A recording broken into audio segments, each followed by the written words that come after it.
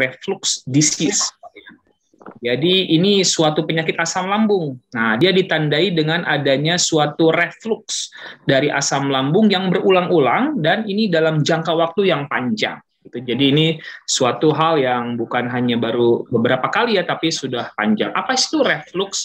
Reflux asam lambung itu adalah suatu kondisi ketika asam lambung yang ada dalam lambung itu dia mengalir naik ke atas menuju ke kerongkongan.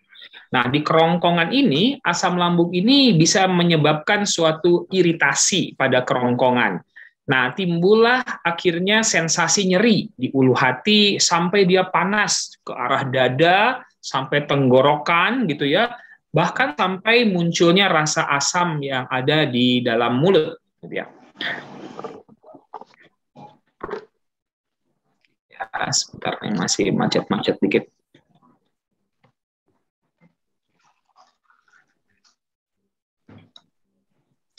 Nah, kalau kita lihat GERD itu seperti ini dia. Ini adalah lambung kita gitu ya. Kalau terus ke bawah ini ada ke usus. Nah, ini adalah kerongkongan kita. Nah, di dalam lambung ini diproduksi ada yang namanya asam lambung. Asam lambung ini diproduksi tujuannya untuk mencerna makanan yang kita makan dan setiap asupan makanan minuman ya yang kita konsumsi. Nah, persis di atas lambung, itu sebelum menuju ke kerongkongan atau esofagus, itu ada sphincter. Nah, sphincter ini yang akan kemudian memiliki kemampuan untuk menutup, gitu ya, sehingga asam lambung ini tidak naik. Pada beberapa keadaan, Bapak Ibu sekalian, ini sphincternya tidak bekerja dengan baik, gitu ya, sehingga akibatnya asam lambung yang terlalu banyak itu akan naik ke atas. Inilah yang kita sebut sebagai reflux dia. Masuk ke atas, ke daerah esofagus atau kerongkongan, bahkan sampai dia ke dalam mulut. Nah, peristiwa inilah yang kita sebut sebagai GERD, gastroesophageal reflux disease, penyakitnya gitu ya. Dan peristiwa ini juga yang kemudian menyebabkan munculnya berbagai sensasi-sensasi yang tidak nyaman yang kita rasakan. Buat beberapa orang, sensasinya mudah untuk diatasi, tapi pada orang-orang yang lain itu terasanya sangat berat sekali, sampai kemudian menimbulkan penderitaan dan keadaan yang tidak nyaman. Apa gejala-gejala dari GERD gitu ya? GERD itu memiliki gejala-gejala, yaitu merasa seperti ada makanan yang tersangkut di kerongkongannya, jadi agak sulit menelan. Beberapa orang juga mengeluh cegukan ya atau hiccup. Kemudian ada sensasi panas di daerah dada, heartburn gitu ya. Dan biasanya seringkali pada mereka yang cukup sensitif atau ada rasa khawatir yang berlebihan itu dianggap sebagai suatu penyakit jantung gitu ya, atau penyakit paru-paru yang sangat berat dan fatal. Nah, ini yang menyebabkan munculnya serangan panik, gangguan ansietas yang berat ya. Kemudian gejala lain adalah sakit atau nyeri pada ulu hati, karena memang pada GERD ini asam lambungnya juga meningkat ya, sehingga ketika sphincternya tadi terbuka, dia naik ke atas. Nah, nyeri di lambung juga bisa dirasakan. Kemudian gejala yang lain juga adalah timbulnya rasa asam atau pahit di mulut, itu ada cairan atau makanan yang ikut naik. Karena setelah habis makan dengan pola makan yang kurang begitu sehat, mungkin itu makanannya belum tercerna sehingga terasa ikut naik. Jadi ada rasa di mulut yang seperti makanan yang baru dimakan. Dan di dalam leher itu gitu ya, itu ada jalur yang menuju ke pencernaan dan ada yang jalur menuju ke saluran pernapasan. Nah, sehingga kalau asam lambungnya tadi naik sampai ke atas dan dia masuk ke saluran pernafasan, itu menimbulkan gejala batuk gitu ya, dan batuknya ini sering, bahkan juga bisa terjadi asma atau penyempitan dari saluran pernapasan ini. Dan karena dia menimbulkan suatu iritasi di kerongkongan gitu ya, tenggorokan kita juga bisa kena. Nah, inilah yang kemudian juga bisa mempengaruhi pita suara, sehingga suara menjadi serak, ada kemudian juga nyeri tenggorokan ya, tidak nyaman di daerah saluran pencernaan, mulai dari mulut sampai dengan ke lambung. Nah, Bapak Ibu sekalian, ini adalah merupakan gejala-gejala ya dari yang kita sebut sebagai GERD atau gastroesophageal reflux disease. Oke, ya.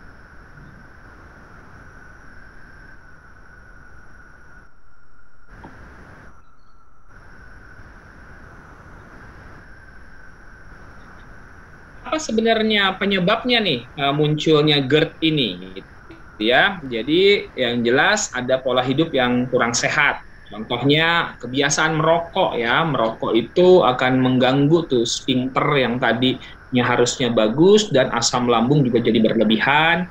Dan kemudian makan makanan dalam jumlah banyak dalam satu waktu. Ini juga bisa menjadi penyebab munculnya GERD. Kemudian waktu makan yang terlalu dekat dengan waktu tidur. Jadi baru habis makan gitu ya langsung tidur. Nah, itu posisi badan gitu ya yang mendatar itu membuat juga makanan dan asam lambung juga jadi gampang naik ke atas. Terlalu banyak makan makanan yang bisa memicu asam lambung meningkat gitu ya, yaitu makan makanan yang pedas, makan makanan yang asam, berlemak, dan juga yang digoreng misalnya. Kemudian terlalu banyak minum kopi, minum teh, dan juga minum alkohol. Nah, ini juga bisa menyebabkan munculnya GERD. Ada juga beberapa orang yang mengkonsumsi obat nyeri ya, painkiller gitu, obat-obat untuk meredakan nyeri, antiinflamasi, non-steroid, NSAID, seperti contohnya aspirin, ada paracetamol, ibuprofen, naproxen, dan yang lainnya. Itu bisa menyebabkan juga munculnya GERD.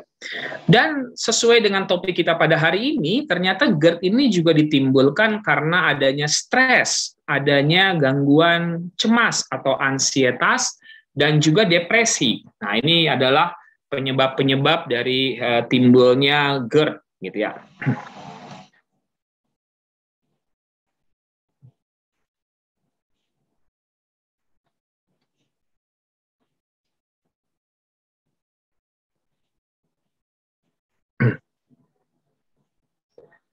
Bapak Ibu sekalian, otak dan pencernaan itu punya suatu hubungan yang timbal balik ya. Bahkan dikatakan bahwa lambung kita, pencernaan kita itu otak kedua kita.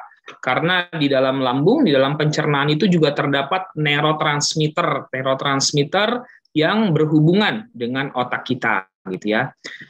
Nah, apa yang kita makan itu akan mempengaruhi seperti apa tubuh kita dan juga segala kondisi pikiran, perasaan kita, gitu ya. Jadi kalau kita makan makanan yang sehat, gitu ya, tentunya akan berdampak juga kepada keadaan tubuh kita. Karena setiap sel-sel tubuh kita ini setiap beberapa waktu itu diganti dengan sel yang baru dan bahan bakunya itu adalah dari makanan. Jadi asupan makanan akan sangat mempengaruhi kondisi tubuh kita, bukan hanya fisik, tapi juga pikiran kita, yaitu kondisi psikis kita. You are what you eat, katanya. Nah, faktanya di praktek-praktek psikiatri gitu ya, di tempat saya gitu, saya praktek di Rumah Sakit Marjuki dan di Siloam, Apotek Mulia, itu banyak pasien yang datang nih dengan masalah atau gangguan kejiwaan, itu keluhannya di pencernaan gitu ya. Memang awalnya dia memang mengalami gangguan cemas, depresi gitu. Dan ketika datang itu mengeluh bahwa ada problem ya, ada masalah di pencernaannya seperti mual, muntah, kembung, kadang-kadang ada yang sakit. Ada juga banyak pasien-pasien yang punya gangguan pencernaan gitu ya. Dan misalnya beberapa pasien itu dirujuk kepada psikiater gitu dari dokter penyakit dalam, internis atau dokter jantung gitu ya. Udah diperiksa endoskopi, MRI, CT scan, nggak ada masalah nih pencernaannya. Laboratorium normal semuanya. Jadi dirujuklah ke psikiater. Nah, ketika kita lakukan pemeriksaan kejiwaan gitu ya, kita dapatkan ternyata memang ada gangguan psikologis pada pasien ini. Dengan diatasinya gangguan psikologis, stres, cemas, dan depresinya, ternyata itu memberikan dampak juga kepada masalah pencernaan yang kemudian juga bisa diatasi. Jadi berhubungan sekali antara masalah psikis dan gangguan di pencernaan ini. Nah, hubungan antara otak dan pencernaan itu biasanya kita sebut sebagai brain-gut axis gitu ya. Brain itu otak, gut itu adalah pencernaan kita gitu ya. Jadi ternyata apa yang dikonsumsi oleh kita dan juga apa yang terjadi dalam kehidupan kita itu saling mempengaruhi satu dengan lainnya gitu ya.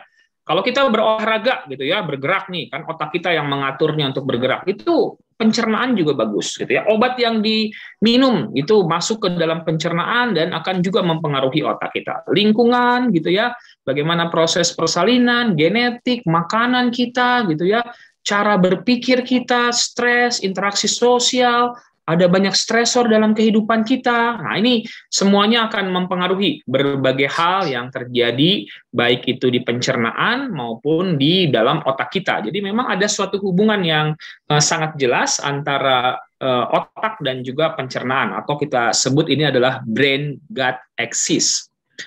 Jadi pencernaan itu akan berhubungan dengan mood kita, perasaan kita, psikis kita ya. Nanti kita akan lihat lebih jauh. Nah, contohnya misalnya gitu ya, bagaimana otak itu mempengaruhi pencernaan gitu ya. Perut seringkali merasa nggak nyaman ya kalau kita misalnya lagi cemas, mau ujian, dosennya killer nih gitu ya. Atau ada kita mau nembak cewek gitu ya, kita jatuh cinta, itu kerasa nggak nyaman di perut gitu ya. Dan itu bikin ada sensasi perubahan pada perasaan kita, dan itu bikin perut kita menjadi tidak nyaman. Nah, semakin kita stres, makin juga selera makan jadi berkurang. Hal sebaliknya juga terjadi nih, gitu ya, bagaimana pencernaan kita mempengaruhi otak.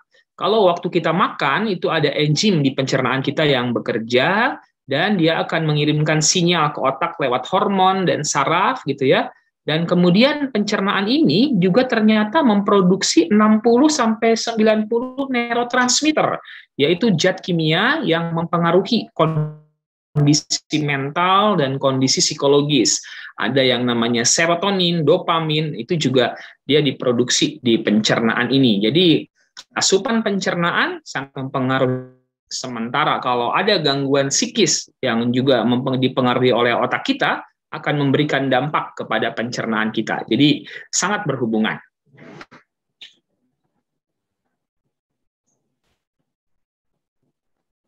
Sebentar ya.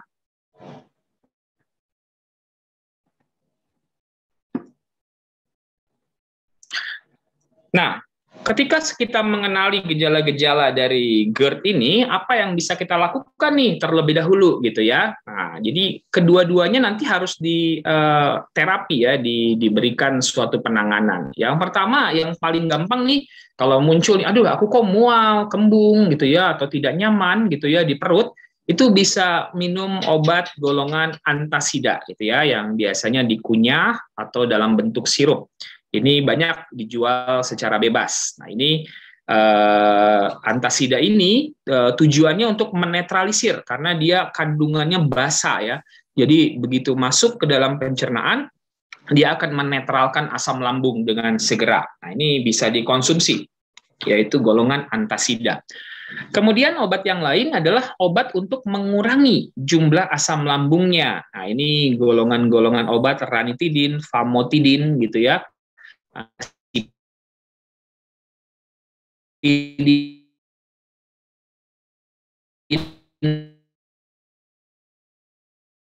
Itu adalah obat-obatan juga seharusnya memerlukan resep dokter ya. Ada obat yang menghambat produksi asam lambung atau kita sebut PI, proton pump inhibitor ya. Itu ada golongan omeprazol, lansoprazol. Nah, ini adalah obat-obatannya. Fungsinya dia menghambat produksi asam lambung. Jadi kalau asam lambungnya berkurang, otomatis dia yang akan keluar reflux tadi ke atas itu juga menjadi berkurang gitu ya. Dan itu akan mengurangi gejala-gejala dari GERD. Kalau misalnya sudah dilakukan pemeriksaan dan ternyata memang ada problem yang cukup berat gitu ya, biasanya dengan endoskopi, CT scan, MRI, bisa juga dilakukan yang namanya tindakan operasi gitu ya. Operasi ini juga akan membantu agar sphincternya tadi itu bisa berfungsi lagi dengan lebih baik.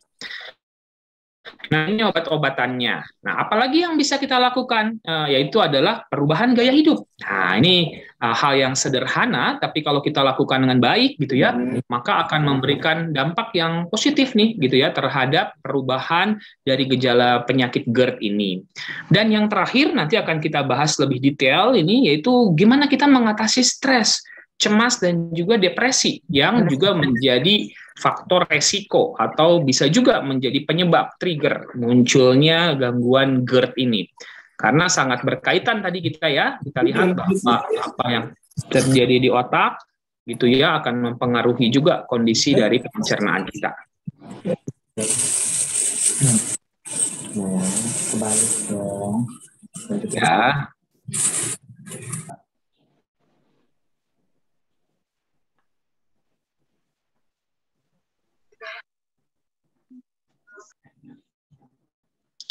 Perubahan gaya hidup apa yang bisa kita lakukan agar kita bisa terhindar dari GERD ini? Yang pertama, pastikan kita memilih makanan yang tepat ya, dan juga yang sehat.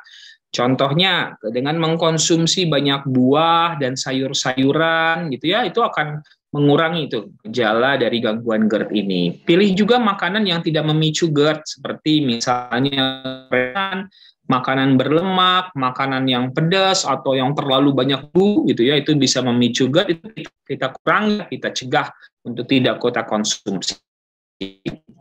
Tidak langsung berbaring. Nah, setelah makan ini juga bisa menghindari kita dari munculnya GERD. Kasih jeda biasanya 2 sampai 3 jam setelah makan sebelum kita kemudian berbaring atau tidur, karena setelah 2 sampai 3 jam itu biasanya sudah terjadi proses pengolahan makanan dan penyerapan ya, dan makanannya sudah turun ke bawah tuh. Nah, itu ketika makanan sudah turun ke bawah, itu akan membuat asam lambung jadi berkurang. Ya, itu pun akan mengurangi munculnya gejala ini. Konsumsi obat itu harus sesuai dengan anjuran dokter ya.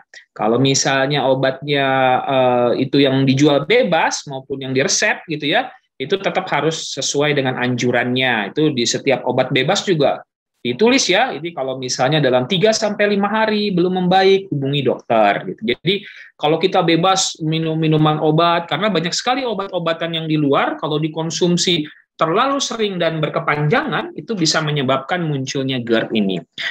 Nah, kemudian kalau memang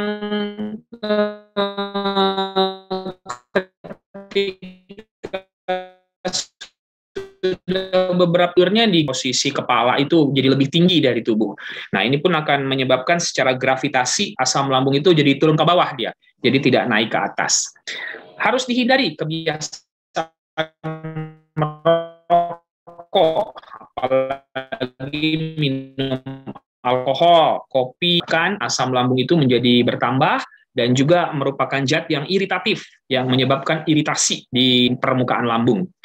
Beberapa obat nyeri, painkiller gitu ya, ini bisa memperburuk keadaan gitu ya. Banyak sekali ditemukan pada pemeriksaan endoskopi itu sudah terjadi iritasi yang berat, bahkan sudah terjadi luka di lambungnya karena orang ini dia mengkonsumsi obat-obat nyeri dalam jangka waktu yang panjang. Nah, kalau memang ada nyeri yang kronis gitu ya, coba konsultasi ke dokter gitu ya untuk bisa mendapatkan penanganan dan obat-obatan yang tidak terlalu mengganggu ke lambungnya. Menurunkan berat badan dan menjaganya tetap ideal juga merupakan gaya hidup yang baik untuk mencegah gangguan GERD ini, dan makan dengan porsi yang sesuai dengan kebutuhan. Jadi ketika makan jangan langsung banyak gitu ya, karena kalau langsung banyak dia asam lambungnya jadi banyak juga dikeluarkannya, jadi volume dalam lambungnya menjadi besar dan itu yang bisa membuat terjadinya reflux ya, sehingga muncullah gangguan dan gejala-gejala GERD ini.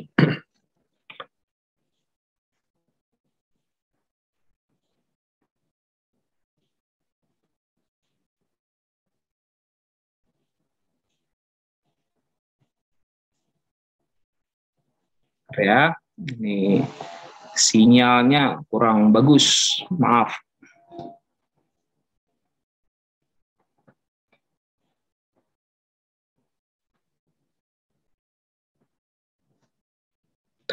Apalagi perubahan gaya hidup yang lain, selalu makan dengan porsi yang cukup gitu ya. Kalau makan ingin banyak gitu ya, makanlah dengan porsi-porsi kecil tapi sering. Berat badan tadi ya normal.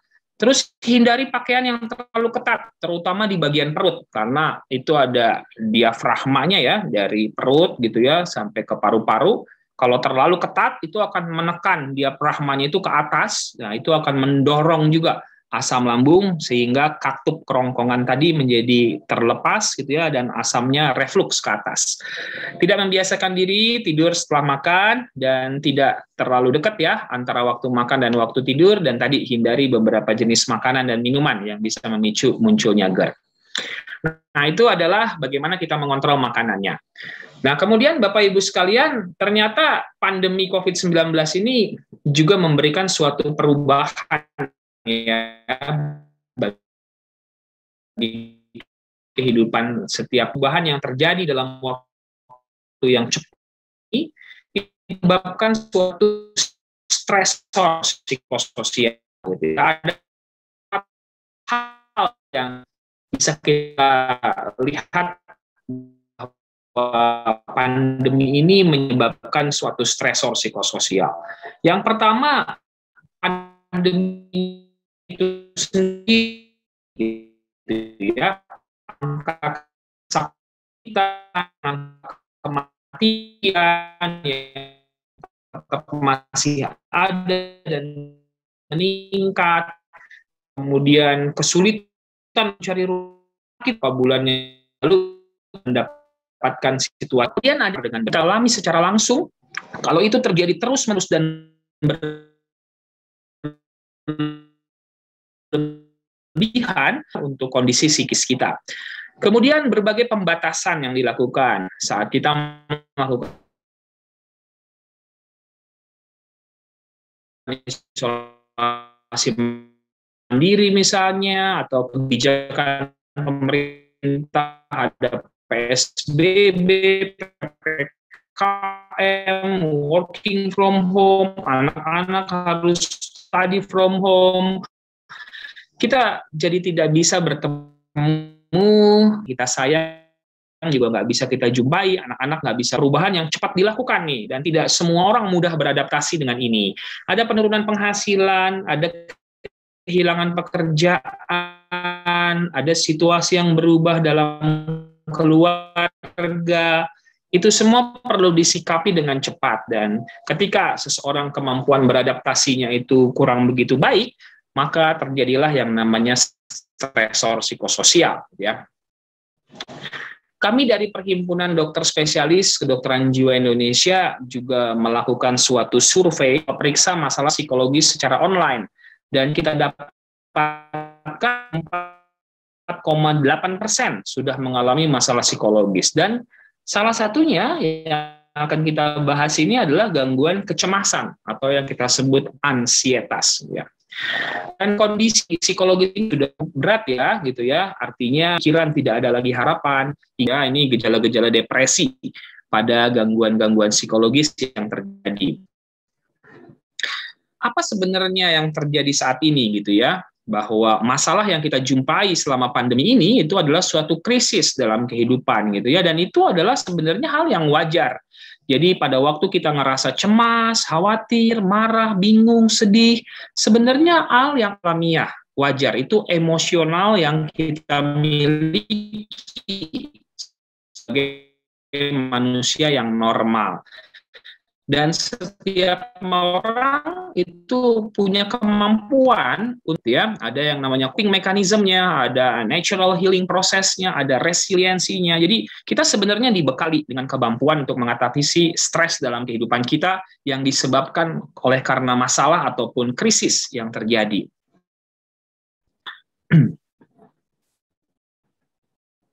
Ya.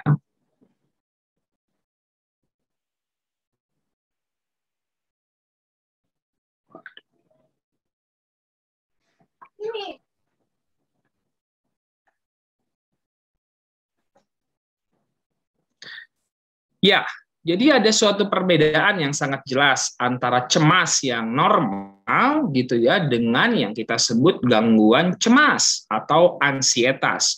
Kalau cemas biasa itu efeknya dia hanya di pikiran saja gitu ya, dan spesifik penyebabnya gitu. Kita mau ujian cemas gitu ya.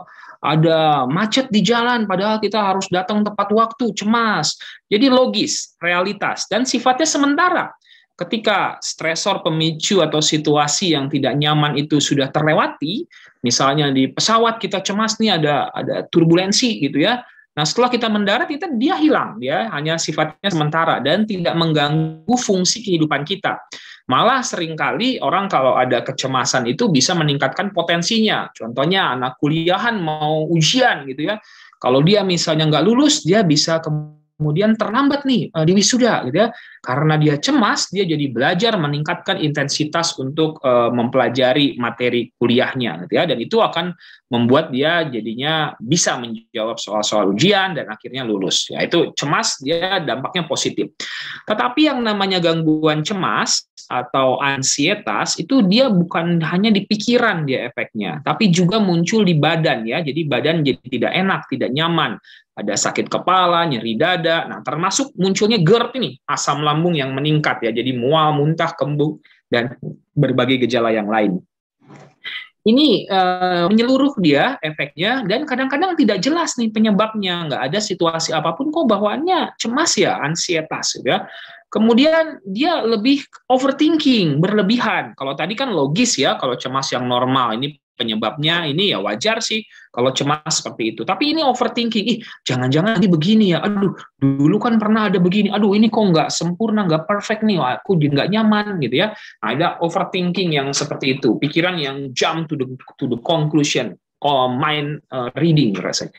Kemudian ansietas ini adalah gangguan cemas dia menetap, berkepanjangan. Padahal stresornya sudah berlangsung beberapa waktu yang lalu, tapi kecemasannya ini masih dirasakan, gitu ya. Saya dapat beberapa pasien yang karena terinfeksi virus COVID-19 gitu ya, dia harus diisolasi mandiri atau yang harus sampai rumah sakit, itu cemasnya sampai terbawa sampai sekarang. Padahal hasil swab-nya sudah negatif gitu ya, sudah bisa beraktivitas, tapi kecemasan yang masih ada. Ini kita sebut namanya ansietas. Dan ini sudah mulai mengganggu fungsi, relasi, dan produktivitas dalam kehidupannya sehari-hari. Jadi ada perbedaan yang jelas ya antara cemas yang wajar, yang normal, dengan memang yang adanya gangguan ansietas, ya, gangguan cemas.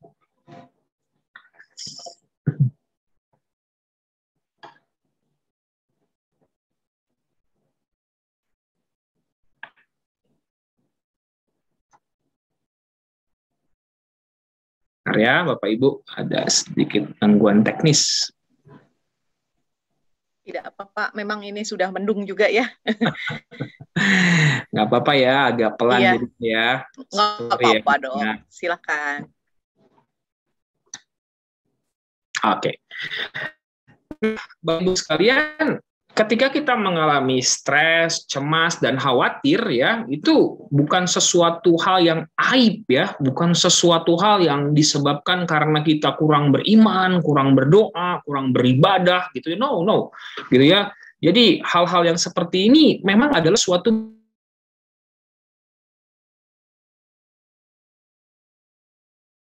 yang terjadi di dalam otak nih pada waktu kita stres dan cemas. Jadi nggak usah merasa rendah diri, nggak usah merasa bersalah. Aku kok sudah rajin berdoa ya, udah rajin sholat, rajin ibadah ke gereja, baca kitab suci, kok masih ada ya stres cemas begini ya. Nah, ini adalah sesuatu hal yang normal kok. It's okay not to be okay pada satu waktu kehidupan kita gitu ya.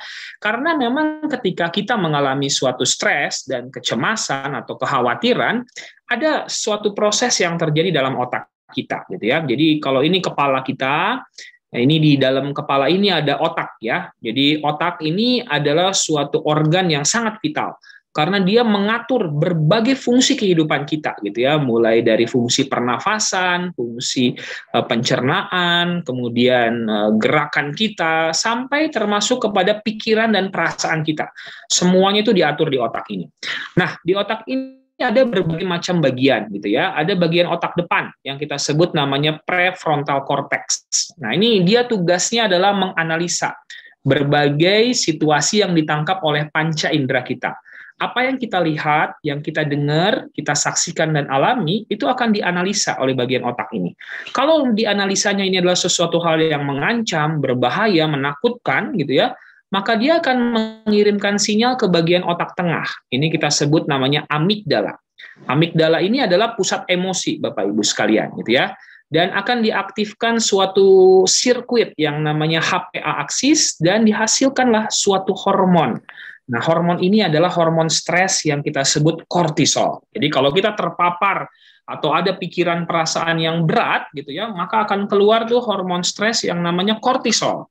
Nah, kortisol ini ketika didistribusikan ke organ tubuh akan menimbulkan sensasi yang tidak nyaman. Contohnya jantung jadi berdebar lebih kencang, nafas kok jadi pendek dan berat. Nah, termasuk ini nih, muncul gangguan di pencernaan. Gejala-gejala GERD ya, asam lambung naik ya, mual, muntah, diare, kembung, terasa terbakar di dadanya, kepala terasa berat, ringan,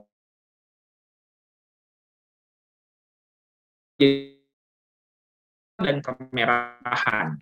Dan ketika dilakukan pemeriksaan fisik, pemeriksaan laboratorium, penunjang, MRI, CT scan, ronsen, endoskopi, kok tidak ditemukan adanya gangguan yang bermakna.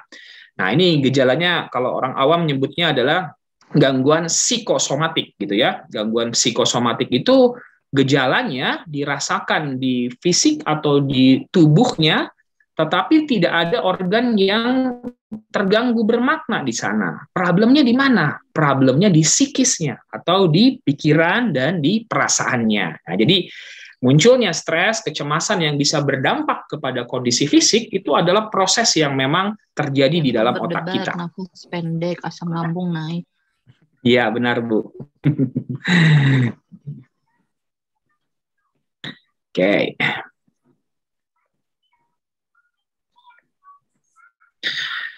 Jadi setiap orang itu punya respon yang berbeda-beda ya ketika menghadapi suatu stres dalam hidupnya. Jadi stres itu kan wajar ya, ada terus dalam kehidupan kita. Ada orang yang kalau lagi stres itu dia fight dia gitu ya, jadi agresif, marah, emosi yang berlebihan. Ada juga orang kalau menghadapi stres, krisis, masalah dalam hidup ini dia flight dia gitu ya, lari, pergi, menghindar, nggak berani untuk menghadapinya. Tapi ada juga orang yang freeze, diam, bengong, nggak tahu apa yang harus akan dilakukan. Jadi gejalanya beda-beda. Dan stres ini juga menyebabkan berbagai gejala yang perlu kita kenalin ya. Kalau misalnya kita ada muncul gejala-gejala ini nih, kita harus menyadari nih bahwa ada stres yang sedang kita alami. Kita jadi nggak bisa fokus, pekerjaan yang tadinya mudah dan cepat dilakukan, kok ini menjadi lambat dan sulit ya, gitu ya. Atau memori kita terganggu jadi gampang lupa. Kemudian kita jadi gampang marah, baper gitu ya, bawa perasaan, sensitif dia.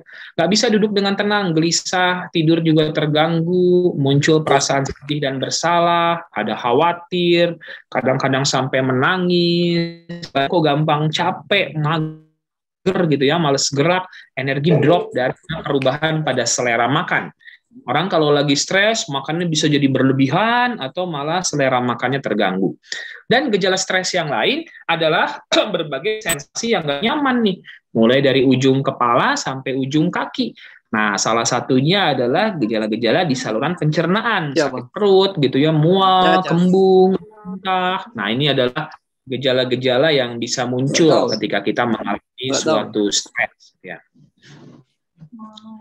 Jadi stres itu adalah hal yang wajar Bapak Ibu dalam kehidupan kita gitu ya. Jadi pastilah setiap orang ini mengalami stres. Dan memang stres itu ada dua kok. Ada yang namanya stres yang positif, kita sebutnya eustress. Nah, ini akan memotivasi kita menjadi lebih baik, berdampak positif nih. Kita karakter, kepribadian, dan kehidupan kita bisa menjadi lebih matang, lebih meningkat karena adanya stres itu. Jadi stres ini dibutuhkan juga sebenarnya dalam hidup untuk membuat kita jadi lebih baik. Tetapi ada juga stres yang negatif, yaitu yang kita sebut distress gitu ya. Ini kalau kemampuan manajemen stresnya kurang atau stresornya memang cukup berat ya, dan ini bisa menimbulkan penderitaan tadi, gejala-gejala yang dialami dan gangguan dalam relasi dengan orang lain, bahkan fungsi kehidupannya, aktivitasnya jadi terganggu, dan bisa menyebabkan munculnya gangguan jiwa. Salah satunya adalah ansietas atau gangguan cemas, dan juga gangguan kejiwaan yang lainnya kalau stres ini tidak di-manage dengan baik. Nah, sekarang coba kita lihat seperti apa sih gangguan ansietas dan atau kita sebut gangguan cemas ini gitu ya.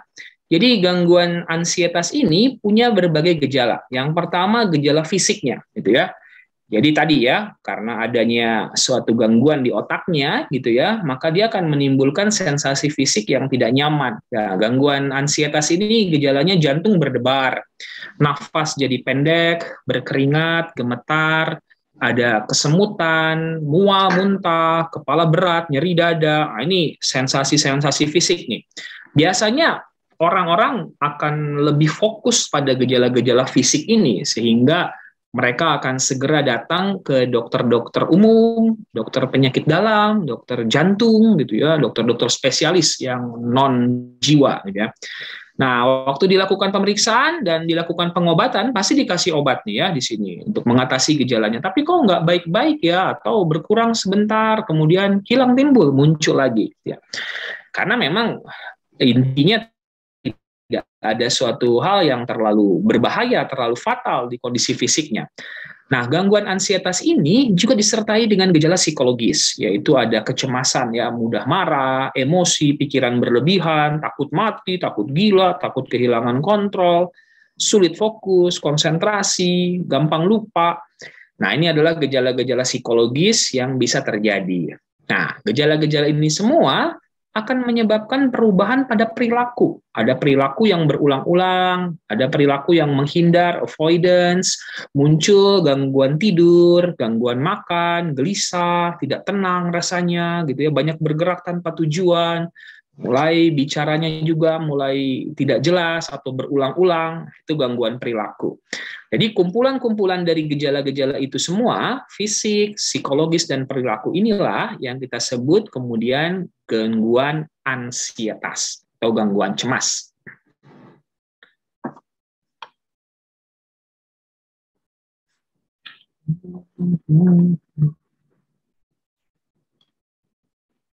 Oke, kita lanjutkan lagi. Gangguan ansietas atau gangguan cemas ini jenisnya banyak ya Bapak Ibu sekalian gitu ya. Kalau menurut DSM yang kelima, yang terbaru itu ada beberapa gangguan ansietas, tapi coba kita lihat ya. Yang pertama yang kita sebut namanya gangguan panik atau panic disorder. Nah, serangannya ini disebut sebagai serangan panik atau panic attack. Ini adalah gangguan ansietas yang berat. Orang ketika terkena serangan ini seperti mau mati rasanya, seperti kena serangan jantung, tercekik, nafasnya pendek, jantung berdebar gitu ya. Tetapi ciri dari gangguan panik ini dia berlangsungnya episodik. Jadi ada episode-episodenya, biasanya 30-45 menit gitu ya. Setelah itu berangsur-angsur akan berkurang dan juga itu terjadi kepanikan yang luar biasa. Biasanya yang bersangkutan akan berusaha cari pertolongan, datang ke IGD, ke rumah sakit gitu ya, bisa keliling rumah sakit dan bisa berulang kali tuh munculnya kalau kena serangan panik ini, panic attack gitu ya, pada gangguan panik. Dan dia biasanya akan disertai dengan gangguan lain yaitu yang kita sebut agorafobia. Yang bersangkutan jadi nggak berani keluar rumah sendirian, dia takut berada di keramaian dalam keadaan sendiri, sehingga harus selalu ditemenin atau lebih memilih berada di rumah saja. Nah, itu yang kita sebut agorafobia. Kemudian ada lagi gangguan kecemasan yang lain yang kita sebut namanya generalized anxiety disorder, yaitu gangguan cemas menyeluruh. Dia nggak seberat, kecemasannya nggak seberat pada gangguan panik, tapi dia berlangsungnya dari pagi sampai malam sepanjang hari. Dia cemas, khawatir, gelisah terus terhadap hal-hal yang terjadi dalam kehidupannya sehari-hari gitu ya, masalah keuangan, pendidikan, keluarga, kesehatan gitu ya, cemas gitu, tapi tidak begitu rasional sebenarnya pemikirannya. Nah, ini tidak terlalu berat tapi panjang ya waktunya dari pagi sampai malam, itu kita sebutnya gangguan cemas menyeluruh. Ada lagi gangguan yang namanya fobia. Nah, fobia ini kecemasan terhadap objek atau situasi tertentu. Nah, dia ada 3 dia. Tadi yang pertama yang menyertai gangguan panik ya, kita sebut agorafobia. Tidak berani berada di keramaian sendirian. Ada lagi fobia spesifik. ada objek tertentu yang bikin dia tidak nyaman atau cemas ya, misalnya takut terhadap benda-benda tertentu, takut terhadap binatang gitu ya. Kalau sekarang lagi zaman vaksin takut jarum suntik ya, kita banyak menyaksikan video-video di mana orang takut ya, cemas banget terhadap jarum suntik, yaitu fobia spesifik ya. Atau takut ketinggian, kita sebutnya akrofobia. Takut dengan tempat kecil yang tertutup, kita sebutnya klaustrofobia.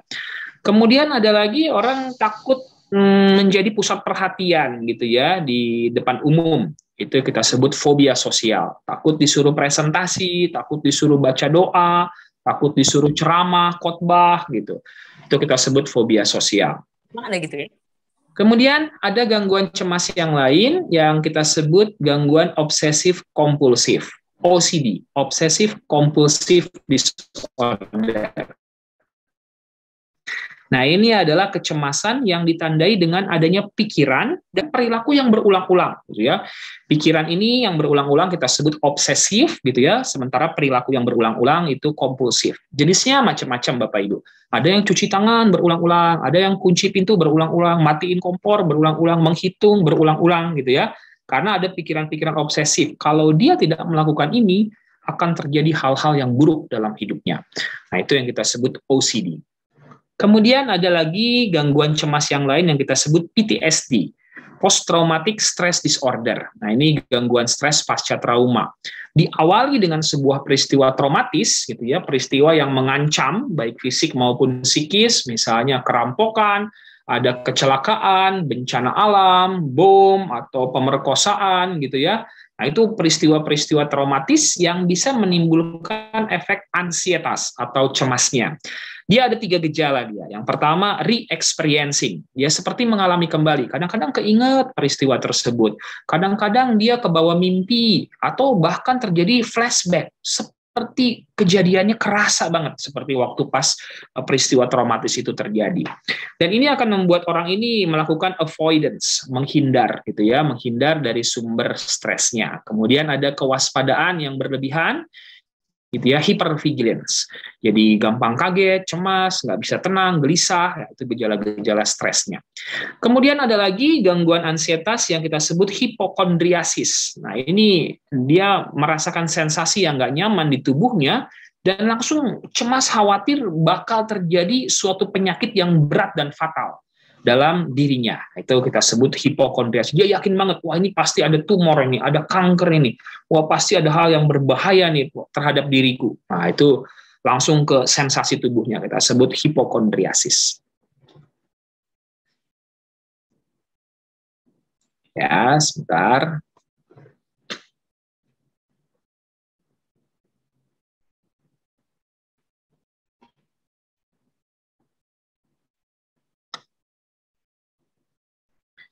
Nah, sekarang kita lihat apa penyebabnya, gitu ya. Penyebab dari gangguan cemas atau ansietas ini multifaktor ya, Bapak Ibu sekalian, yang biasanya kita singkat dengan faktor biopsikososial. Jadi tidak ada satu penyebab yang pasti. Oh, ini gara-gara peristiwa ini, gara-gara apa gitu ya.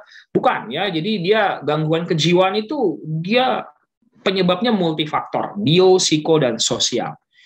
Kalau biologi, ya, ada faktor genetik yang berperan di sini. Apabila ada anggota keluarga yang memiliki gangguan kejiwaan, maka mereka yang punya hubungan darah akan menjadi lebih rentan, lebih beresiko untuk muncul juga gangguan kejiwaan.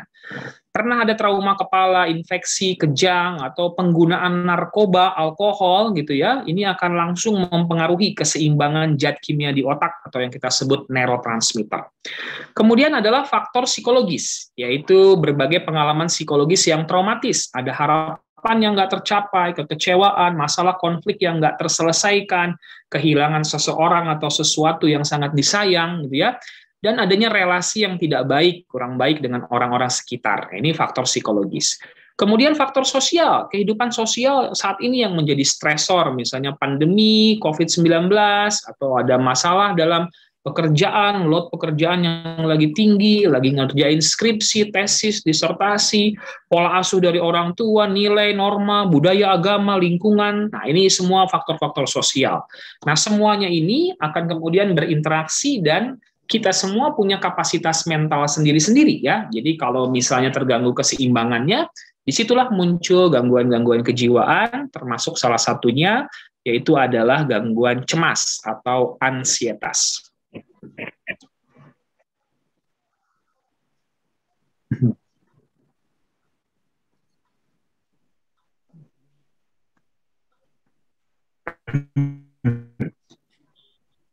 Nah, bagaimana nih mengatasi gangguan ansietas ini gitu ya? Kita tadi melihat bahwa ansietas ini atau gangguan cemas ini merupakan salah satu penyebab ya munculnya GERD atau tadi gastroesophageal reflux disorder ya. Nah, bagaimana penata laksanaannya kalau memang ada ansietas? Pertama memang pola hidup sehat harus bagus. Makanan yang bergizi ya, bernutrisi, sayur, buah, ikan-ikanan, hindari rokok, kopi, alkohol, apalagi narkoba. Berolahraga teratur itu penting. Olahraga 30 menit sehari itu membuat tubuh kita mengeluarkan endorfin. Dan itu akan sangat baik sekali untuk mengatasi gangguan ansietas ini. Tidur cukup 6-8 jam. Hindari paparan cahaya yang berlebihan, matikan lampu, dan screen time off. 1 jam sebelum tidur, tidak melihat layar monitor dari gadget, TV, ataupun laptopnya. Kalau datang ke psikiater, maka seorang psikiater atau dokter spesialis kejiwaan akan memberikan psikofarmaka, yaitu obat-obatan. Ada golongan-golongan obat seperti obat anti depresi ya, itu biasanya kita berikan. Ada obat anti ansietas, ada obat anti psikotik. Ini pada gangguan yang cukup berat ya, sehingga muncul dalam gangguan dalam penilaian realitas, ada halusinasi, ada waham atau delusi, itu ada obat antipsikotik. Atau biasanya obat antipsikotik ini juga diberikan sebagai tambahan untuk obat-obatan lain gitu ya, kalau diberikan dalam dosis kecil, atau untuk memberikan efek yang lebih nyaman di dalam pikiran dan perasaan. Kemudian ada obat golongan mood stabilizer. Ini kalau gangguan kecemasannya juga disertai dengan perubahan mood yang ekstrim, kadang senang berlebihan, kadang sedih berlebihan, atau pada suatu gangguan yang kita sebut bipolar disorder, itu obat mood stabilizer ini akan membantu. Dan seorang profesional kesehatan jiwa seperti psikiater atau psikolog akan memberikan juga yang namanya psikoterapi. Nah, ini adalah berbagai talk terapi dengan berbicara untuk menguatkan mental, untuk merubah mindset gitu ya, sudut pandang melihat situasi atau keadaan. Apabila gangguannya ini cukup berat gitu ya, itu ada suatu program rehabilitasi psikososial gitu ya. Kalau fungsi kehidupannya udah benar-benar terganggu, fungsi kognitif, konsentrasi, fokus, memorinya terganggu, itu ada remediasi kognitif yang bisa dilakukan. Kemudian ada latihan keterampilan sosial, ada latihan kerja berupa latihan okupasi dan vokasional. Kemudian ada modalitas terapi juga dengan terapi menggunakan alat gitu ya. Ada alat terapi namanya TMS, Transcranial Magnetic Stimulation. Itu kita akan berikan stimulasi gelombang elektromagnetik di otaknya gitu ya. Biasanya untuk gangguan kecemasan tuh di daerah dorsolateral prefrontal cortex kiri gitu ya. Itu kita berikan stimulasi dengan gelombang elektromagnetik, dan itu akan membuat neuroplastisitas otak menjadi lebih bagus dia gitu ya. Jadi menjadi sirkuit otak, gelombang otak, dan neurotransmitternya menjadi lebih seimbang. Ada lagi alat terapi yang kita sebut namanya neurofeedback. Nah, neurofeedback ini adalah alat terapi yang melatih gelombang otak. Jadi di otaknya, di kepalanya nanti akan dipasang sensor kayak alat EEG, elektroencephalografi, dan kemudian kita akan melihat nanti keseimbangan gelombang otaknya. Ada gelombang delta, theta, SMR, alfa, dan beta. Kalau ada gangguan keseimbangan dari gelombang otak, maka kita akan latih itu dengan alat yang namanya neurofeedback.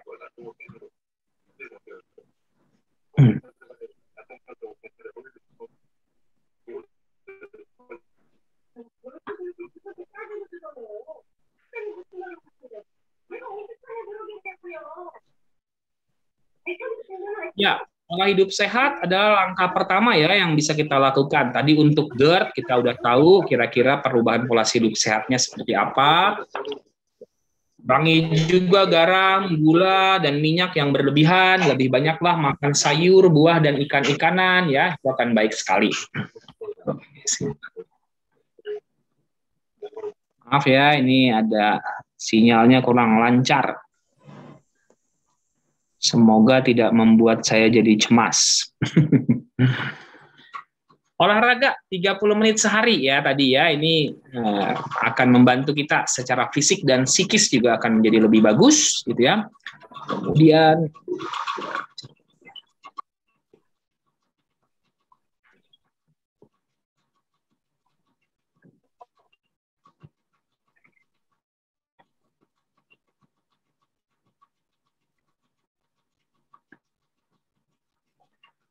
tidur ya, baik kuantitas maupun kualitas tidur yang baik, 6-8 jam, ini juga perlu diupayakan.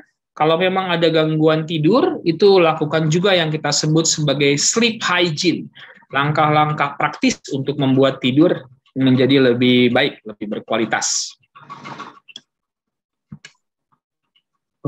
Bisa lancar ya. Ya.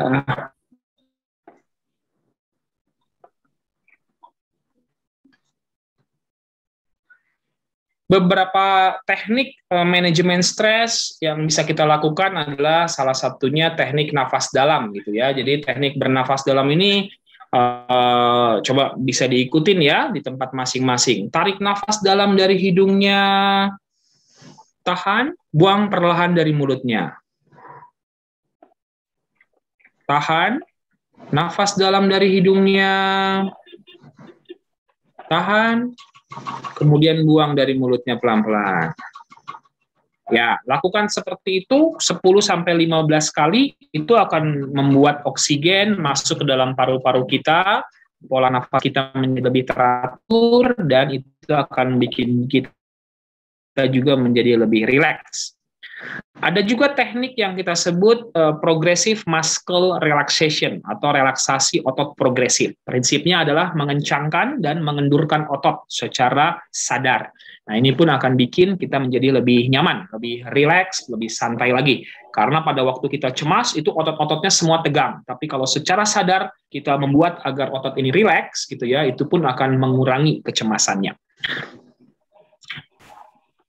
Langkah manajemen stres yang lain yang bisa kita lakukan adalah melakukan self love gitu ya. Jadi sekarang ini banyak hal yang membuat kita menjadi cemas karena kita fokus pada hal-hal yang nggak bisa kita kendalikan. Love ini tujuannya kita mulai fokus pada apa yang bisa kita kendalikan, yaitu diri kita sendiri. Apa saja langkah-langkah praktisnya? Yang pertama, berhenti membandingkan diri dengan orang lain gitu ya. Stop comparing yourself with other. Jadi berbagai platform media sosial saat ini membuat kita mudah ya melihat kehidupan orang lain, apa yang dimiliki oleh orang lain, apa yang dilakukan oleh orang lain, dan seringkali itu bikin kita menjadi insecure. Nah, ketika kita insecure itulah muncul gangguan kecemasan. Jadi kalau pada self love, berhenti bandingin diri kita dengan orang lain. Nggak usah khawatir dengan pendapat-pendapat orang gitu ya. Kalau orang bilang begini, begitu, tetap be yourself, jadi diri sendiri. Boleh aja kok membuat kesalahan, misalnya kita salah, kurang pas dalam mengerjakan sesuatu gitu ya, sadarilah bahwa itu adalah merupakan bagian dari kematangan pribadi kita. Set boundaries dengan orang-orang yang toksik dalam hidup kita ya, kita nggak harus dipengaruhi terus oleh orang-orang yang bersikap, berperilaku tidak baik dan tidak menyenangkan buat kita gitu ya, jadi bikin batasan dengan orang-orang toksik. Olah perasaan khawatir ataupun ketakutan kita itu dengan kemudian mempertanyakan, kenapa aku punya pikiran seperti ini ya, coba melakukan hal yang berbeda. Selalu percaya pada diri sendiri dan pada keputusan diri sendiri tentunya.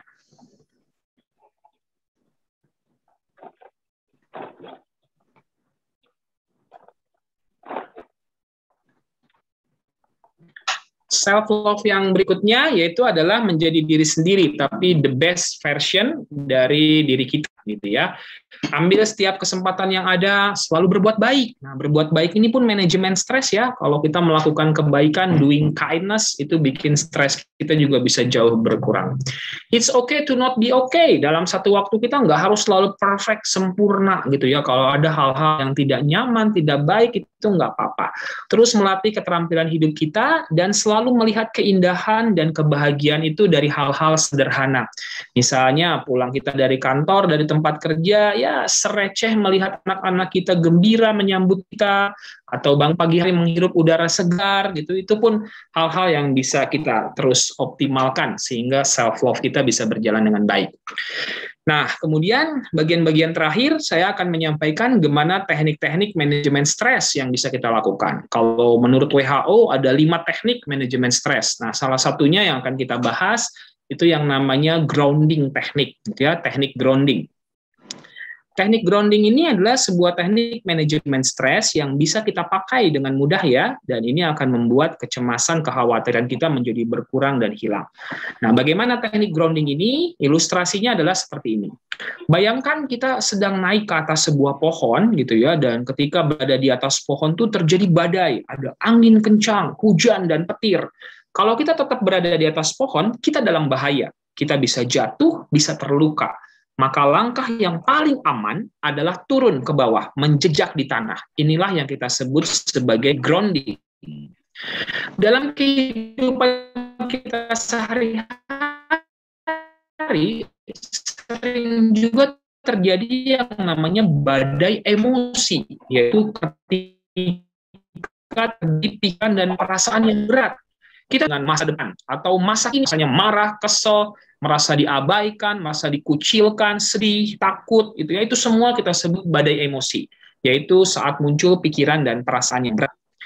Ketika muncul hal seperti itu, lakukan juga yang kita sebut sebagai grounding. Caranya yaitu kita menghidupi dunia di sekitar kita, fokus pada apa yang ada di sekitar kita, here and now, present moment. Bagaimana langkah-langkahnya? Yang pertama, kita validasi dulu perasaan kita. Seringkali kalau kita ngerasa tidak enak, pikiran dan perasaan kita berat, kita cenderung untuk melawannya, membuangnya jauh-jauh, kemudian menengkingnya, gitu ya. Which is, kalau kita melakukan itu, akan membuat kemudian kita menjadi lebih lelah, makin stres jadinya. Jadi, memvalidasi perasaan kita, artinya ketika saat kita merasa hal tidak nyaman, kita coba untuk mengizinkan perasaan itu hadir, oke? Aku lagi nggak enak nih, aduh pikiranku lagi berat nih, aku lagi cemas, aku lagi sedih, sedang marah, gitu ya. Kita validasi perasaan kita. Nah, selanjutnya lakukan teknik grounding-nya, gitu ya. Atur pernafasan seperti tadi ya, nafas dalam, tahan, buang pelan-pelan, sehingga kita pun menjadi lebih rileks. Kemudian letakkan telapak kaki kita, boleh sambil diikutin ya, Bapak Ibu di tempat kita masing-masing nih teknik grounding ini, ya. Letakkan telapak kaki kita di lantai gitu ya, dan usahakan tekan ke bawah sehingga kita sepertinya menapak dengan nyaman di lantai. Kemudian kita rentangkan lengan kita ke kiri dan ke kanan. Dengan mata kita lihat lengan kiri kita lihat lengan kanan kita. Kemudian kita bawa dan kepalkan di depan dada kita sambil kita lihat. Ini membuat kita mulai fokus pada tubuh kita, pada diri kita gitu ya. Berikutnya, oke, sebentar ya.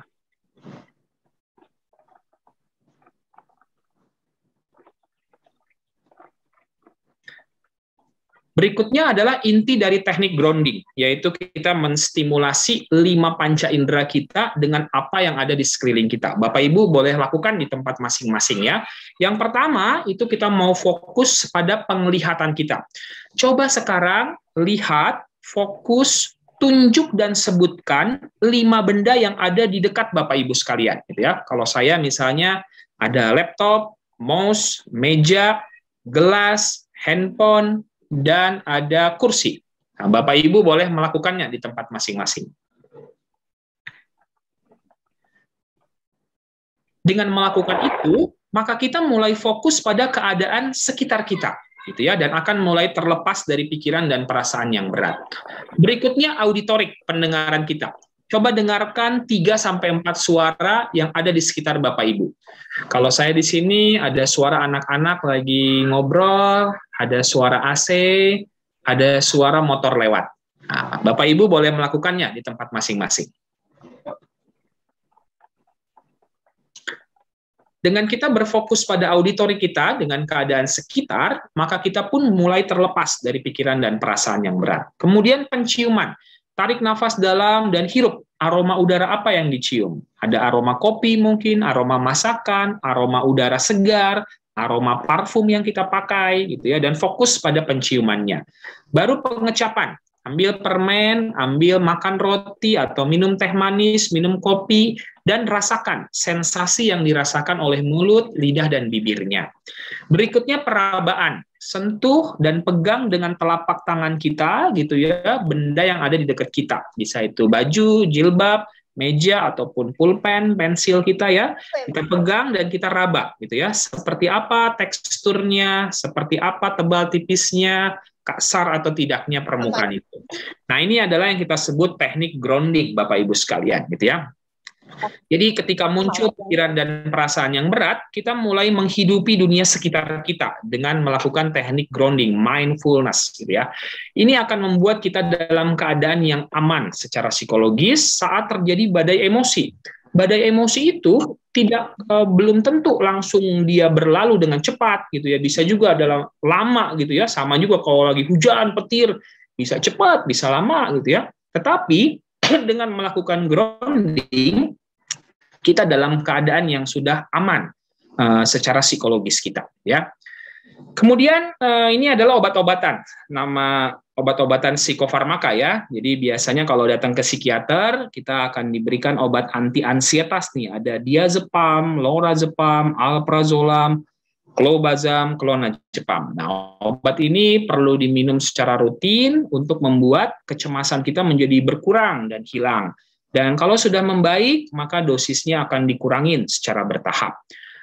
Biasanya kalau untuk gangguan ansietas, itu psikiater akan menyertakan juga obat antidepresan. Obat antidepresan ini akan membuat mood dan kecemasan kita juga menjadi membaik. Jenisnya macam-macam. Ada amitriptilin, sertralin, fluoxetine, escitalopram, vortioxetine gitu ya, macam-macam.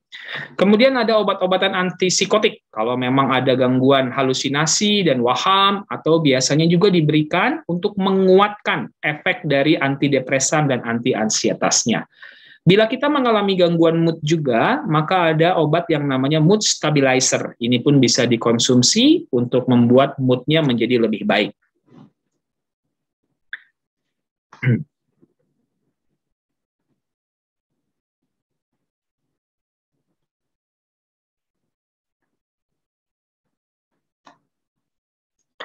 Selain obat, biasanya akan diberikan juga psikoterapi. Psikoterapi banyak ya jenisnya. Ada yang suportif, menguatkan mental, ada yang reedukatif.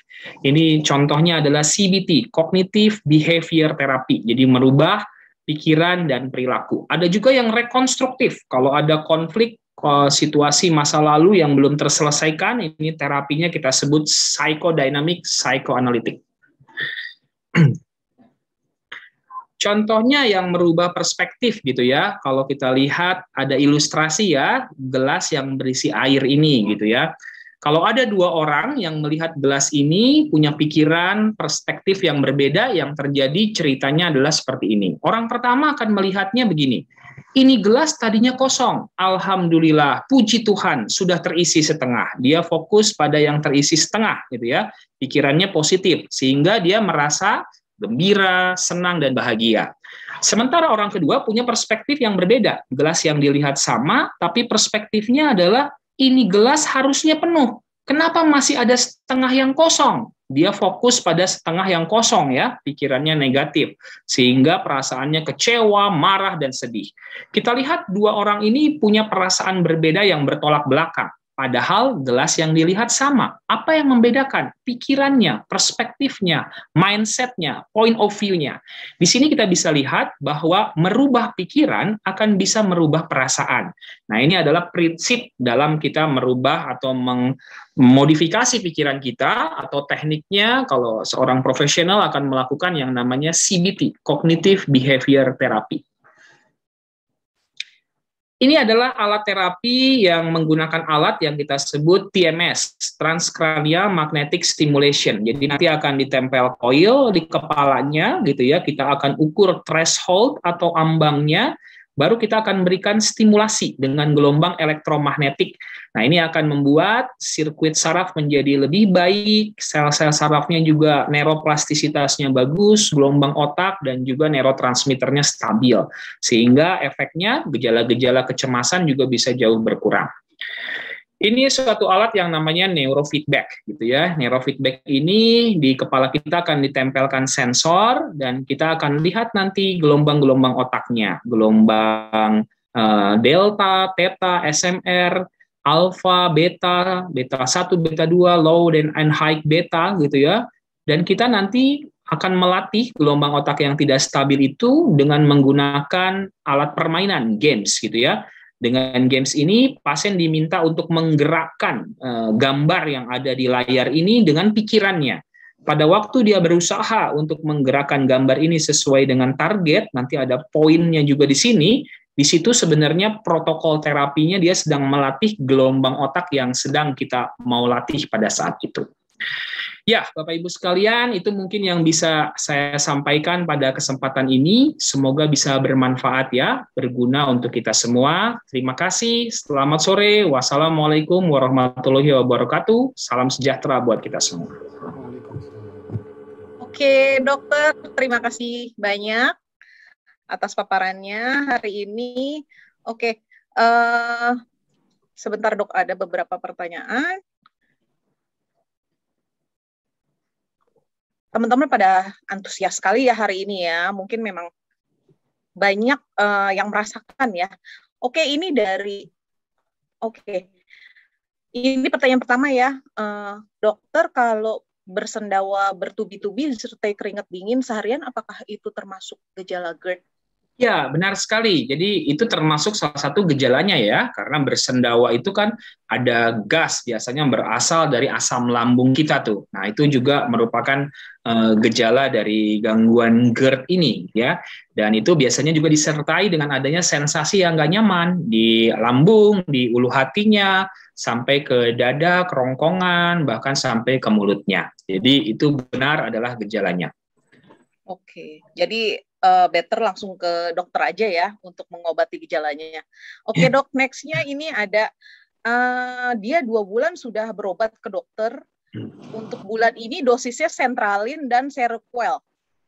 Dinaikkan dosisnya dan setelah itu persendian kaki tangan terasa kesemutan, kebas, jantung lebih sering berdebar ya. Apakah ini faktor naik dosis atau faktor lainnya dok? Atau mungkin anxiety gitu? Ketika kita berobat ke psikiater, psikiater tentunya akan melakukan pemeriksaan dulu ya terhadap kondisi psikologis kita. Ada yang namanya status mental kita itu seperti apa. Setelah kita ditegakkan diagnosisnya, barulah diberikan terapinya. Nah, terapi obat-obatan itu salah satu terapi yang bisa didapatkan gitu ya. Sertralin ini adalah obat antidepresan. Dia biasanya bekerja secara bertahap. Setelah 2 mingguan baru memberikan efek terhadap mood terutama gitu ya, dan juga kecemasan untuk jangka panjangnya. Kalau Seroquel ini adalah quetiapin, dia sebenarnya adalah obat antipsikotik gitu ya. Antipsikotik untuk menghilangkan halusinasi dan juga waham, gejala psikotik, yaitu gangguan dalam penilaian realitas. Tapi bisa juga digunakan untuk gangguan kecemasan ini pada dosis yang kecil biasanya. Tapi itu sangat tergantung. Setiap psikiater itu selalu punya strategi terapi. Jadi nanti ditanyakan kepada psikiaternya. Efek-efek yang ditimbulkan setelah menggunakan obat bisa jadi ada efek samping gitu ya, atau bisa juga karena faktor yang lainnya. Obat itu selalu punya efektivitas atau manfaatnya dan ada side effect atau efek sampingnya. Efek sampingnya tentunya kita berusaha hindari ya, dan biasanya juga tidak terlalu berat kalau di dosis yang cukup baik. Dan hal yang perlu diperhatikan, coba dilihat juga ada faktor-faktor lain. Ada perubahan dosis, tentunya tubuh akan berusaha menyesuaikan diri dengan itu semua. Umumnya 5-7 hari proses penyesuaiannya dilakukan, baru kita akan bisa menjadi lebih nyaman. Tapi untuk lebih pastinya, silakan ke dokter penanggung jawabnya atau DPJP-nya, sehingga beliau bisa memastikan bagaimana kondisinya dan memberikan penanganan yang terbaik. Oke dokter, nextnya, nah ini juga pertanyaan yang saya pengen tanya juga ke dokter.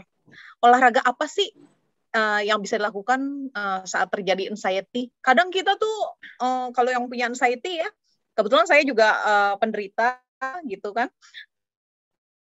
mau melakukan olahraga, denger jantung deg-deg aja udah ketakutan nih dok. Jadi yang paling aman untuk penderita anxiety itu apa Ya, olahraganya? yang paling aman pertama olahraga kardio ya. Kardio itu olahraga untuk membuat jantung kita memiliki irama yang stabil. Yang paling mudah itu jalan pagi ya, jalan pagi aja jalan. Tapi usahakan jalannya dengan irama yang sama gitu ya. Dan itu non-stop selama 30 menit minimal gitu ya. Jadi nggak usah cepat-cepat dulu. Kalau baru misalnya memulai gitu ya, jalan pelan tapi non-stop bergerak. Jadi ada suatu irama yang ritmis.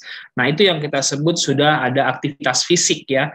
Nah, aktivitas fisik yang rutin seperti itu nanti bisa ditingkatkan setelah 2 minggu, 1 bulan, itu udah nyaman, kita bisa bikin agak jogging gitu ya.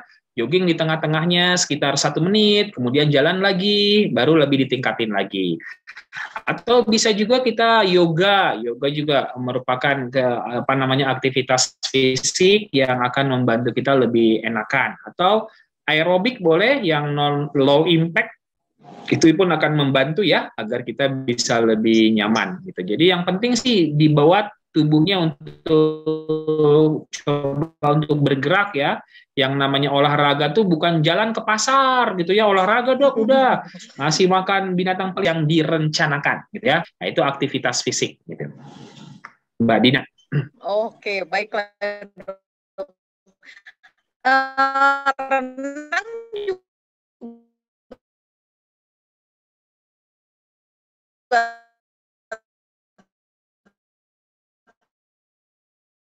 termasuk ya. Iya, Renang. Boleh renang ya, tapi pandemi yang tadi saya masih terjadi. Pencernaannya dan juga bisa disebabkan karena faktor stres dan ansietasnya gitu ya. Jadi tetap penanganannya dua-duanya nih gitu ya. Kalau memang sudah pernah ke dokter umum atau internis, dokter penyakit dalam gitu silakan gitu ya. Dan kalau memang rasanya membutuhkan penanganan yang lebih intensif untuk kondisi psikologis, itu psikiater akan banyak membantu sekali untuk mengatasi hal ini. Karena tadi ada hubungan yang sangat jelas antara pencernaan dengan otak ya, yaitu masalah psikologisnya. Oke, dok. Ya itu yang kebetulan saya alamin juga kan. Sebelumnya saya ke internis bolak-balik, on off sakitnya, tapi setelah ke psikiater malah sembuh ya. Oke, nextnya dok, ini ada beliau termasuk yang OCD ya. Jadi bila rumah berantakan dikit langsung emosi meluap-luap. Jadi anak dan suami kena marah ya. Nah ini salah satu pencetus GERD. Kalau sudah, maaf Mas Bayu bisa dimatikan. Nah ini apakah bertoleransi gitu antara GERD sama OCD-nya, dok? Iya, OCD, obsesif kompulsif itu ada beberapa hal ya. Bisa itu merupakan suatu bagian dari kepribadian. Ada kepribadian OCD ya, atau kita sebut kepribadian anantastik. Itu adalah tipe kepribadian yang bawaannya pengennya rapi, teratur, sesuai dengan urutan gitu ya. Itu kepribadian yang kita sebut anankastik atau kepribadian obsesif kompulsif. Nah, kalau itu hanya merupakan ciri, itu nggak ada masalah dengan itu. Itu cara seseorang untuk menyikapi situasi untuk membuat dia nyaman gitu ya. Tetapi kalau ini sudah menjadi suatu gangguan atau menjadi suatu penyakit yang kita sebut OCD, berarti sudah menimbulkan suatu penderitaan, sudah menimbulkan suatu gangguan pada fungsi kehidupannya sehari-hari. Waktu yang dibutuhkan jadi panjang dan lama untuk bisa menyelesaikan aktivitas itu gitu ya. Dan ini sudah membuat munculnya berbagai gangguan fisik seperti GERD ini, yes, ini ada suatu gangguan. Nah, kalau ada seperti itu, berarti kita lihat nih, ada suatu gangguan kecemasan, yaitu OCD-nya, yang sudah memberikan suatu dampak kepada masalah pencernaan. Jadi harus segera diatasi ya. Tadi langkah-langkahnya sudah disampaikan. Bagaimana kita bisa mengkonsumsi obat untuk menetralkan asam lambung, ada berbagai tindakan lain yang bisa kita kerjakan, mengatur pola hidup sehat, dan tadi mengatasi adanya stres dan juga ansietas dengan berbagai terapi yang bisa kita dapatkan. Oke. Dokter, thank you. Ini ada pertanyaan titipan ya, dan ini banyak banget ditanyakan oleh rekan-rekan yang lain. Jadi, bagaimana kalau kita punya pasangan yang anxiety-nya parah banget? Kita mesti gimana nih, Dok? Gitu. Oh ya, jadi kalau pasangan kita itu mengalami atau anggota keluarga kita mengalami anxiety gitu ya, yang pertama kita hadirlah sepenuh hati membantu mendampingi dia. Kita perlu memiliki rasa empati ya, hindari memberikan judgement yang berlebihan, memberikan label-label yang justru membuat dia lebih down. Tetapi kita dampingi dia dengan baik. Ketika anxiety-nya itu muncul, kita coba untuk berkomunikasi dengan dia, menjadi pendengar yang baik. Ketika dia bercerita tentang keluh kesah dan apa yang dirasakannya, itu saja sudah merupakan suatu ventilasi bagi yang bersangkutan. Kalau kita mendengarkan dengan baik, menatap matanya, memperhatikan dengan seksama, mengulang apa yang dia sampaikan, dan memberikan respon yang positif, itu saja sudah membuat dia menjadi lebih tenang dan nyaman tentunya. Kemudian, coba tadi langkah-langkah manajemen stres seperti teknik grounding, melakukan self-love, kemudian juga memotivasi yang bersangkutan untuk berkonsultasi ya ke profesional kesehatan jiwa agar bisa mendapatkan pertolongan yang cepat dan tepat. Iya, Dok, karena kadang kalau kita curhat sama teman, banyak teman yang nggak ngerti, terus ada yang toksik juga, bukannya kita tertolong, malah makin down ya. Jadi memang keluarga atau pasangan kita yang memang harus menjadi support system ya. Setuju, bila ada yang pasangan kita menderita anxiety. Oke, ada pertanyaan juga nih, Dok. Apakah benar konsumsi jeruk nipis bisa mengurangi asam lambung, Dok, atau makin parah? Gimana, Wah, Dok? Kalau jeruk nipis saya kurang begitu tahu ya, tapi yang jelas kita paling mengenal diri kita lah ya. Kalau riset penelitiannya mungkin nggak ada yang seperti itu, tapi yang pasti coba kenali tubuh kita sendiri gitu ya. Kita yang paling tahu seperti apa tubuh kita. Makanan yang dikonsumsi itu berbeda-beda respon dari setiap orang. Ada orang minum kopi nggak apa-apa gitu ya, tapi pada beberapa orang minum dikit aja juga udah langsung tuh GERD-nya muncul gitu ya. Jadi kenali tubuh kita masing-masing. Prinsipnya adalah makanan dan minuman yang sehat tentunya. Gitu. Oke, Dok, thank you. Dok, ini ada yang bertanya mengenai cabin fever. Bisa dijelaskan nggak, Dok? Ya, cabin fever ada suatu istilah ya, ketika kita ini sekarang ini harus seperti diisolasi ya, di lockdown, di rumah saja, nggak boleh kemana-mana, stay at home, working from home gitu ya, sehingga seolah-olah kita tertutup. Nah ini yang bisa menimbulkan juga efek-efek stres ya, jadi seolah-olah kita nggak bisa punya interaksi sosial yang langsung. Nah ini bisa diatasi dengan tetap berkomunikasi secara online seperti ini, lakukan kegiatan-kegiatan selama di rumah gitu ya, jangan terlalu banyak pola hidup yang sedentary lifestyle, berbaring, tiduran, duduk gitu ya, tapi coba lakukan aktivitas fisik, menghirup udara segar, sehingga akhirnya gejala-gejala cabin fever-nya juga bisa lebih teratasi tentunya. Jangan terlalu sering jadi tim rebahan ya, Dok ya? Iya, tim rebahan, benar. Tim rebahan. Oke, Dok, apakah TMS atau terapi neuro itu diperbolehkan ke semua orang, Dok? Atau adakah larangan-larangan untuk orang yang boleh dan nggak boleh? Ya, transcranial magnetic stimulation itu kan kita berikan stimulasi di otaknya gitu ya. Jadi karena stimulasinya dengan gelombang elektromagnetik, maka dipastikan tuh di otaknya itu tidak pernah ada suatu proses operasi atau riwayat epilepsi lewat kejang gitu ya. Kalau misalnya tidak ada hal-hal yang seperti itu bisa digunakan, dimanfaatkan. Dan banyak sekali yang sudah memanfaatkannya, hasilnya juga cukup baik ya, mengurangi berbagai gejala cemas dan depresi. Oke, Dok. TMS bisa untuk mengurangi insomnia dan bipolar kah? Dia prinsip dari TMS itu menstimulasi sel saraf di otak gitu ya. Jadi psikiaternya akan melihat ini gejala-gejalanya apa nih, sehingga target terapinya itu bisa ditentukan. Nah, modalitas terapi ini salah satunya adalah TMS, selain dari obat-obatan, pola hidup sehat yang lainnya. Yes, TMS ini bisa membantu agar insomnianya juga bisa lebih berkurang. Nah, ini Dok, ini pertanyaannya bagus banget nih Dok. Dok, saya anxiety akhir ini sudah bisa mengendalikan diri via meditasi rutin. Tapi calon istrinya itu penyintas skizofrenia efektif. Apakah nanti bila punya anak akan rentan terkena mental illness? Ya, gangguan kejiwaan itu punya faktor genetik tentunya gitu ya. Tapi faktor genetik ini bukan berarti keturunannya bakal seperti itu juga gitu ya. Contohnya satu penyakit skizofrenia itu tanpa melihat faktor genetik itu resikonya 1% gitu ya. Sementara kalau ada orang tua yang memiliki gangguan skizofrenia, maka resikonya itu akan meningkat sampai 6 sampai dengan 9%.